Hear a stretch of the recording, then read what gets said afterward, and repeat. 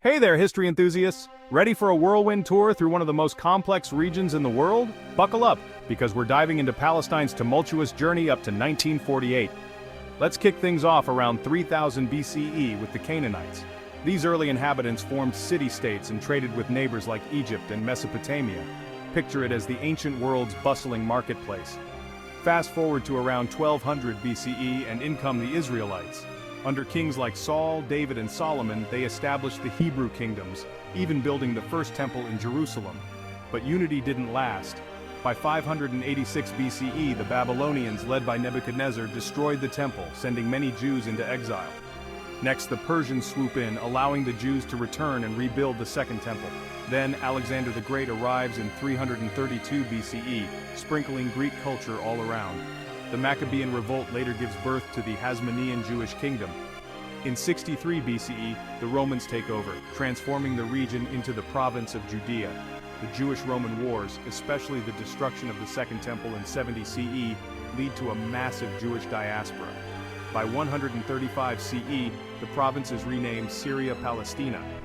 Around the 4th century, the Byzantine Empire turns Palestine into a Christian center, building the Church of the Holy Sepulchre.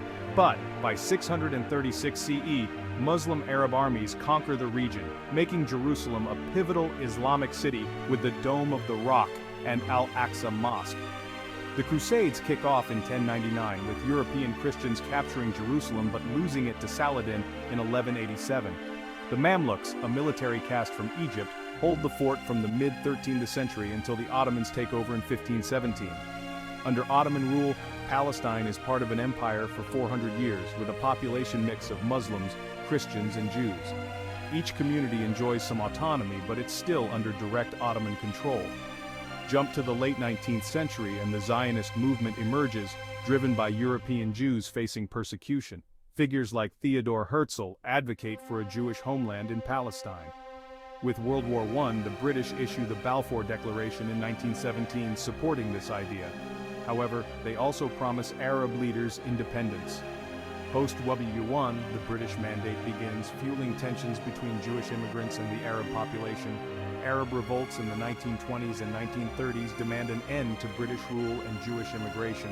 Despite the 1939 White Paper restricting Jewish entry, illegal immigration persists. The Holocaust during World War II accelerates the push for a Jewish state. In 1947, the UN proposes a partition plan, splitting Palestine into Jewish and Arab states with Jerusalem under international control. The Jews accept, the Arabs reject, and conflict erupts. On May 14, 1948, Israel declares independence. The next day, neighboring Arab states invade, igniting the First Arab-Israeli War. By 1949, armistice agreements are signed, with Israel expanding beyond the UN partition plan. The story of Palestine until 1948 is a saga of empires, religions, and national movements.